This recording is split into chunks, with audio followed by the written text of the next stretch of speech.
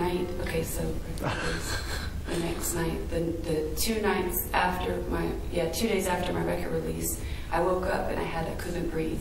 And I had always had, since I was a babe, an infant, I had trauma in the womb. I won't get into why, but I was just like a sick sick infant. And you know, they always thought it was because of what I was eating. I wasn't eating anything when I was an infant. So the medical society, the Western medical society, is completely based on lies. They can cut illness out of you, but they can give you pharmaceuticals to suppress your symptoms, but they do not know how to make you better. You know, preventative, like Eastern medicine. And I smoke because it's another story. That's my one vice. But anyway, helps me think clearly. But so yeah, I had this illness that I never knew I had, and all my life I was told I was allergic to all kinds of things that they told me, and it wasn't true, because behind their backs, when they weren't looking, I would always eat those things.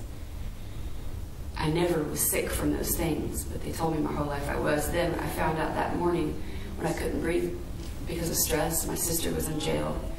It's a long story, lots of different things. You know, I had a lot of responsibility. I was told that I needed to have a hit record. I was told that I needed producers and a manager and things like this.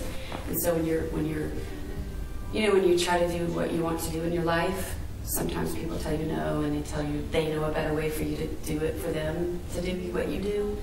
And I don't believe in that. I believe that every person has the right to do whatever they want in their life, as long as they're not hurting other people, you know, or themselves. That it is their human basic right to do whatever they choose to do for their own life, every step they take.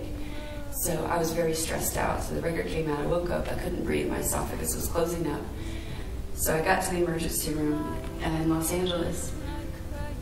And when I heard that I had a top 10 record, the doctor had just told me he was going to put me in a coma to save my lungs, because I couldn't get air into my lungs. And so I had a tube in my throat. And my best friend, who's actually Chinese, she's half American, but her grandparents immigrated from China to Peru. But anyway, she came running down the hall in emergency, and she was so excited to tell me, you know, as I'm crying and I'm choking on my saliva because I can't breathe. She's telling me, your record's top 10. But I'm like, I looked at her and I'm thinking, I'm dying, man. I don't really care about that. And so having had that experience, hospital 9 times,